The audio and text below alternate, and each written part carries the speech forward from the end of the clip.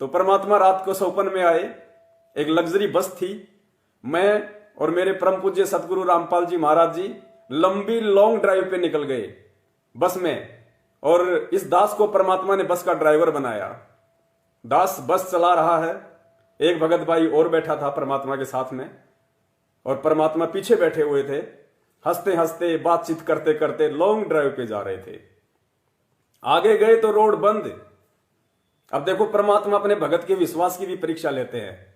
अब ड्राइवर तो गाड़ी रोड पे चलाएगा, और तो कहीं चला नहीं सकता। तो आगे गया तो रोड बिल्कुल बंद और एक ऊंची सी बिल्डिंग। तो मैंने कहा परमात्मा आगे रोड बंद हो गया है। तो परमात्मा ने कहा कि बेटा बस का मुंह इस बिल्डिंग की तरफ कर दे।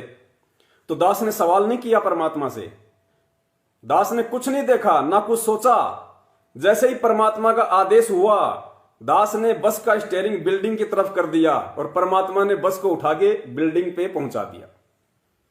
पुण्यात्माओं, ये विश्वास की परीक्षा होती है। सौपन में भी परमात्मा हमारे विश्वास की परीक्षा लेता है। ये हमारी रिहर्सल हो रही है भाई। जो गुरु वचन पे डट गए कट गए फंद 84 के।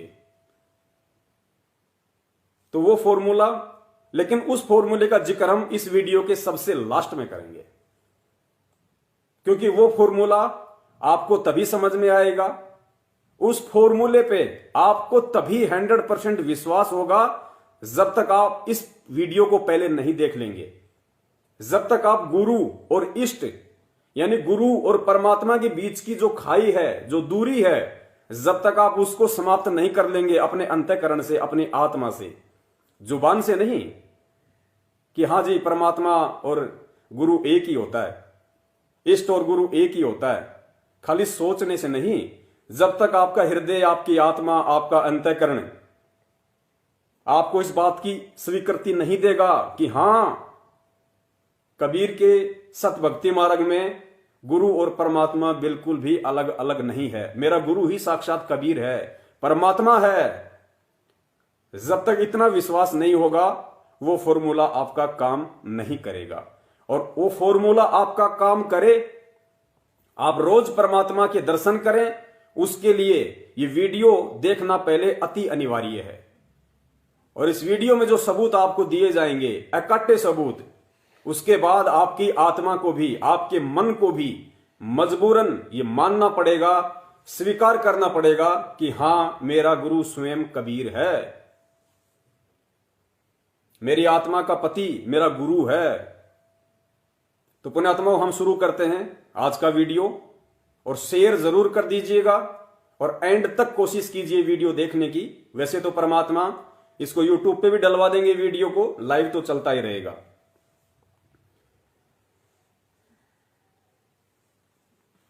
तो आज का हमारा विषय, क्या इष्ट और गुरु अलग अलग हैं।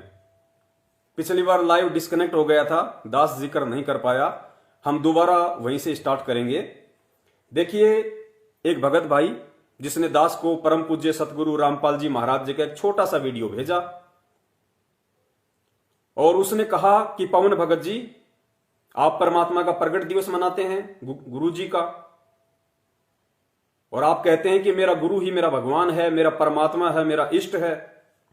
जबकि मैंने गुरु जी का एक छोटा सा वीडियो सुना जिसमें गुरु जी कह रहे हैं कि इष्ट और गुरु ये दोनों अलग अलग होते हैं, और जो व्यक्ति ये कहता है कि गुरु और इष्ट एक ही हैं, उसको भक्ति का ज्ञान नहीं है।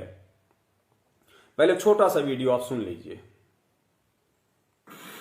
जो संत अपने सतगुरु गुरु को ही इष्ट देव कहते हैं, उनको आध्यात्मिक ज्ञान कुछ भी नहीं है, वो आध्यात्मिक गुरु नहीं हो सकते।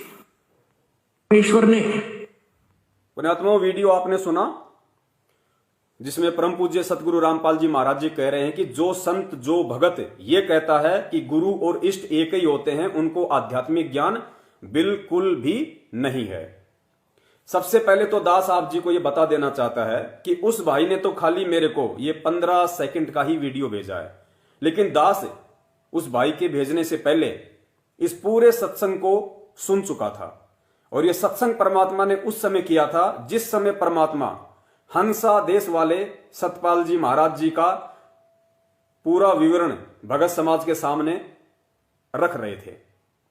तो दास आपको बता देता है और आगे आपको यकीन भी हो जाएगा कि परमेश्वर ने किस मकसद से यह बात कही है, परमात्मा किन लोगों को समझाना चाह रहे थे। पुण्यात्माओं, जब हंसा देश वालों के साथ में परम पूज्य सतगुरु रामपाल जी महाराज जी की डिबेट चल रही थी, तो उस समय परमेश्वर ने यह बात कही थी जो बिल्कुल सत्य है। क्योंकि परमेश्वर ने यदि अपने मुख कमल से कोई शब्द बोला है, कोई वचन बोला है, तो वो लो की लकीर है, ब्रह्मांड में उसके कोई काट नहीं सकता। लेकिन परमात्मा एक संकेत छोड़ देते हैं अपने बच्चों के लिए कि मेरे बच्चे उसको अलग दृष्टि से देखेंगे, और जो जगत वाले हैं जो अभी मेरी शरण में नहीं आए, उनको समझाने के लिए परमात्मा ने किस दृष्टि से यह बात कही है। तो पुण्यात्माओं, बात हो रही थी हंसा देश के ऊपर, और हंसा देश जो पंथ है वो 3 लोक की भक्ति के अंदर है, वो काल भक्ति के अंदर है। तो हंसा देश पंथ से जो आत्माएं जुड़ी हुई हैं, उन आत्माओं को समझाने के लिए परमात्मा इस विचार से यह बात यहां बोल रहे हैं, और बिल्कुल सही है। 3 लोक की भक्ति तक ये बात बिल्कुल सही है, इसमें कोई झूठ नहीं है, कोई संशय नहीं है कि 3 लोक की भक्ति, ब्रह्मा विष्णु महेश तक की जो भक्ति है, उसमें इष्ट और गुरु दोनों अलग अलग होते हैं। क्योंकि काल भगवान केवल अपने अंश अवतार सर्जन करता है, काल भगवान अपने अंश अवतार सर्जन करता है। जिस प्रकार आपने देखा होगा, गुरुदेव ने हमें बताया भी था कि महाभारत में जो द्रौपदी थी वो किसकी अंश अवतार थी? वो दुर्गा की अंश अवतार थी। क्योंकि दुर्गा ने जब ब्रह्मा जी को सृष्टि रचना के समय, यहां की सृष्टि रचना के समय, जब ब्रह्मा जी को दुर्गा ने जो श्राप दिया था कि वे तेरी पूजा जगत में कोई नहीं करेगा, तो उसके बाद काल ने ऊपर से आकाशवाणी की कि तूने इस ब्रह्मा को इतना भयंकर श्राप क्यों दिया, तुझे इसकी सजा मिलेगी।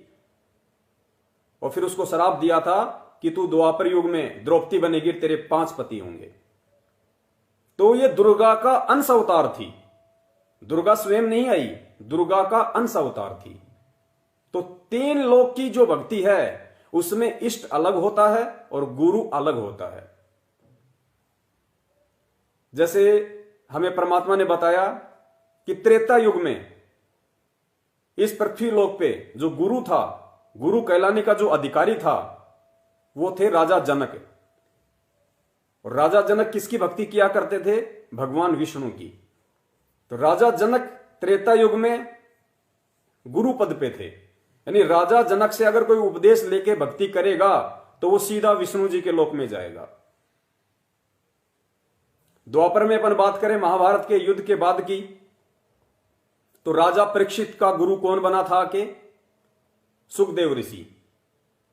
सुखदेव ऋषि ने राजा परीक्षित को कहां तक की साधना बताई? 7 दिन में विष्णु लोक तक की। तो सुखदेव गुरु था और विष्णु लोक इष्ट था, वो विष्णु जी थे, वो उसके इष्ट थे। लेकिन जो कबीर परमेश्वर की भक्ति है,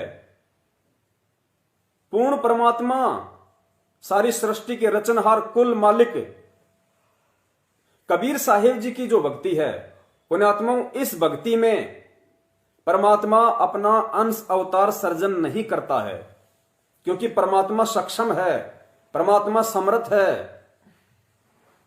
और अंश अवतार सर्जन ना करने के पीछे का सबसे बड़ा जो रीजन है वो ये है कि अपने द्वारा रची गई सृष्टि की जानकारी अगर यहां पे आके कोई दे सकता है तो केवल परमात्मा कबीर साहिब जी स्वयं ही दे सकते हैं। उनके अलावा कोई भी इस लोक का प्राणी सक्षम नहीं है जो ऊपर के लोकों की जानकारी दे दे, जो सतलोक की जानकारी दे दे, अगम लोक की जानकारी दे दे, अलख लोक की जानकारी दे दे और अनामी लोक की जानकारी दे दे, और आत्मा को सतलोक भेजने का पूरा कोर्स दे दे। स्वयं कबीर परमात्मा के अलावा कोई भी सक्षम नहीं है। यह आपने असंख्यों बार सत्संगों में भी सुना होगा। गुरुदेव स्पष्ट रूप से नहीं कहेंगे कि मैं ही कबीर परमात्मा हूं, मैं ही सारी सृष्टि का रचनहार हूं। और बच्चों, त्रेता में भी मैं ही आया था, सतयुग में भी मैं ही आया था, द्वापर में भी मैं ही था, कलयुग में भी मैं ही था, और आज पिछली पीढ़ी में भी मैं ही हूं। इन बातों को समझाने के लिए परमात्मा ने हमें तत्व ज्ञान दिया है। अब इस तत्व ज्ञान को आधार बना के ही हमने नीर खीर का निबेरा करना है और परमेश्वर की पहचान करनी है। तो ये जो परमेश्वर का छोटा सा जो वीडियो था, ये 3 लोक की भक्ति वाले प्राणियों को समझाने के लिए था। और जब इतनी बात समझ के जो परमेश्वर ने उस पूरी ज्ञान चर्चा में बताई थी, जब वो आत्माएं परमेश्वर की शरण ग्रहण करेंगी, सत भक्ति मार्ग में आएंगी, तो आने के बाद जिस प्रकार पहले आप और हम सब भ्रमित थे, हमें तो यही नहीं पता था इष्ट क्या होता है, किसी ने तो गुरु ही नहीं बना रखे थे, टूटी फूटा सा काम चल रहा था। फिर इस मार्ग में आने के बाद मालूम चला हमें, शुरुआत में जब हम इस मार्ग में भी जुड़ते हैं, इस यथार्थ 13वें कबीर पंथ से भी जब हम जुड़े थे या आप जुड़े होंगे, तो हम भी शुरुआत में यही मान रहे थे कि गुरु जी तो हमारे गुरु हैं और भगवान तो कबीर जी हैं, जिनके बारे में गुरु जी ने वेदों में दिखाया, गीता में दिखाया, कुरान में दिखाया, पुराण में दिखाया, कबीर सागर में दिखाया जो सूक्ष्म वेद है, आदरणीय गरीबदास जी महाराज जी की वाणियों में दिखाया, गुरु ग्रंथ साहिब से दिखाया। लगभग साल भर तक आप और हम सभी गुरु जी को केवल गुरु ही मानते थे और कबीर जी को भगवान मानते थे। लेकिन पुण्यात्माओं, जब इस भक्ति मार्ग में आगे बढ़ते हैं, अपना तन मन धन इस भक्ति मार्ग में न्योछावर कर देते हैं, फिर परमात्मा अपने बच्चों का ज्ञान योग खोलने लग जाते हैं। और उसके बाद फिर हमें धीरे धीरे धीरे धीरे परमात्मा ने आत्म अनुभूति कराई कि बच्चों, जब कबीर परमात्मा स्वयं ही अपने द्वारा रची गई सृष्टि की जानकारी आके देता है और दूसरा कोई नहीं देता है, तो फिर आज कबीर जी की जानकारी देने वाला कौन है? अरे 4 युगों से आज तक कोई नहीं बता पाया उस परमात्मा के लोक के बारे में और उस परमात्मा के बारे में। स्वयं परमात्मा को ही आके सब कुछ सारा भेद खोलना पड़ता है। और कलयुग की इस पिछली पीढ़ी में इतना इंपॉर्टेंट समय, इतना महत्वपूर्ण समय, ये 4 युगों से तो परमात्मा केवल एक भूमिका बनाते बनाते लेके आते हैं।